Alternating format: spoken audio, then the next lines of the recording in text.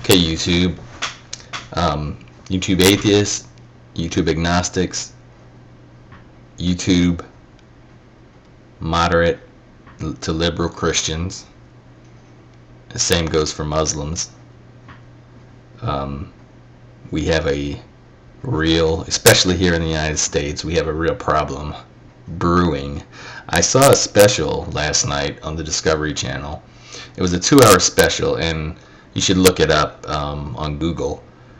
And possibly, if you get a chance, check your local listings on Discovery to see when the next time it may appear. I think it's an important video to see, an important program. It's called Jesus Camp. It really shook me. It really shook me. I sat there with my mouth dropped to the floor. Now, I realize some of you probably know, maybe most of you might know that this is going on. For the ones who don't, I had an idea some of this was going on, but just to be able to see it and hear the people who are running this political agenda, this extremist evangelical Christian movement, was just really scary. We look on TV and we see the young Muslim kids who go to the madrasas, and they get indoctrinated and become fanatical. And I guess because of their different culture, possibly they look a little different than the mainstream majority of population in the United States, that we look at that with a, maybe it alarms us a little bit more, just our own fears. But let me tell you something. These fanatical evangelicals are no better. They're no better than these fanatics over in the madrasas in Pakistan and Afghanistan and the Muslim countries that have the madrasas. We have this brewing in our own country, and never did I see it more than last night on this 2-hour special I watched. So they bring all these kids in, these different Jesus camps, and you have, of course, the head figure, and you have say you have the minister there, and you have the elders, or whatever you want to call them. And so they pretty much do exercises and what you would expect at any church camp, I guess. But these kids, they start singing, and one kid was like even saying that he wasn't sure. It's hard to he didn't know if he believed in God because he couldn't meet him, and he wasn't sure if the Bible was true. And of course, he was the odd man out. I mean, they didn't beat him or anything, but they certainly started persuading him. But these kids, they were crying. I mean, just tears coming down their face, and dancing and singing and reading the scriptures. But the thing is, sorry, my nose is itching. The thing is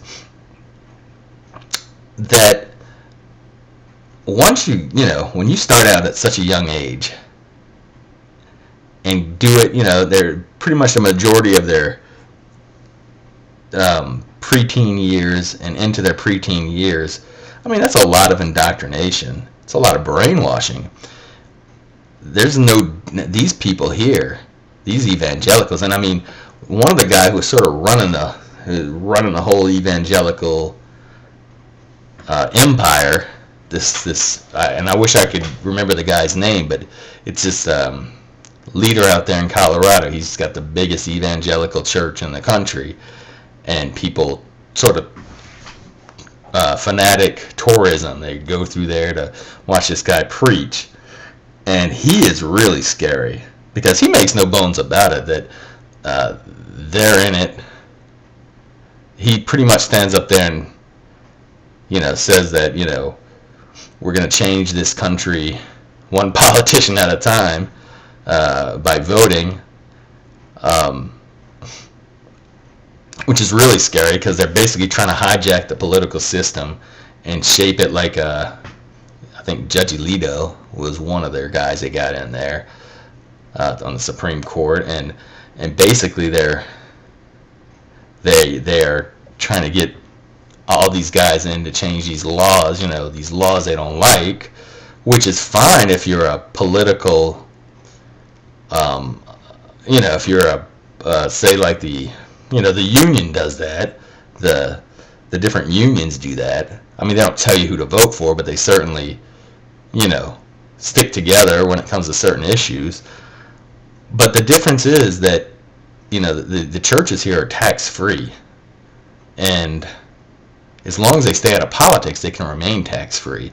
But as soon as you step over the line and you become a political machine, a block of voters, influence, I mean, to me, you cross the line. Once you do that, you need to start paying taxes. I doubt that'll ever happen. But so what's really scary is that, we have this guy over in North Korea, Kim Jong-il, who, from a young age, these kids are told that he's the greatest political leader ever, and they believe it. They grow up believing it. They're brainwashed. Hitler Youth were brainwashed. These kids are being brainwashed, and as much as we talk about the fanatical Muslims, we better start cleaning up our backyard with these fanatical Christians. And of course, just like Muslims, not all Christians are fanatical, but this evangelical movement is very, to me, fanatical. Very scary to see what they're doing. They even had a conservative religious talk show host who was level-headed, and one of these evangelicals called him up a lady, and she was saying how, she was saying how, well, they're only teaching these children, and he said, no, you're not teaching them, you're brainwashing them, basically. He said, you are, and the lady's like, well, you can call it brainwashing, but we think it's the right thing to do. And basically these people want to have this country, when this country was formed, a lot of people say freedom of religion. It was freedom from religion, because these people fled other countries, England. I know the Catholics fled Canada, where I grew up, because they were being persecuted.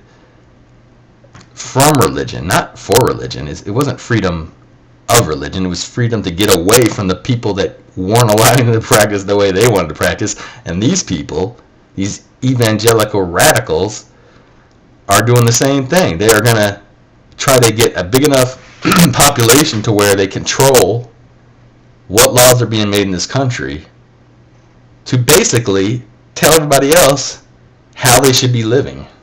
It's very scary. We, more than ever, I think we need to somehow organize, and I don't know if it's too late, I hope not, but we need to somehow organize against this fanatical group. We're fighting against the fanatical Muslims. We need to start fighting against these fanatical Christians in our own country, because they're every bit as scary as fanatical Muslims to me.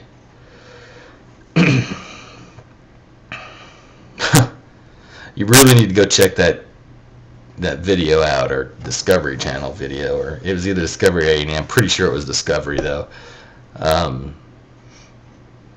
It's definitely put up a big red flag.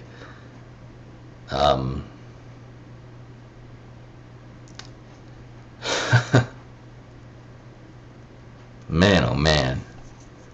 And I guess because we're living in a country that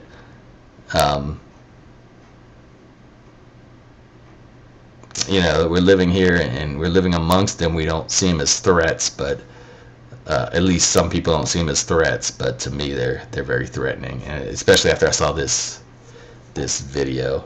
And by the way, that guy, that evangelical, I don't know if I mentioned this before, that one out in Colorado was actually busted with crystal meth, and he was getting a blowjob, so he was busted.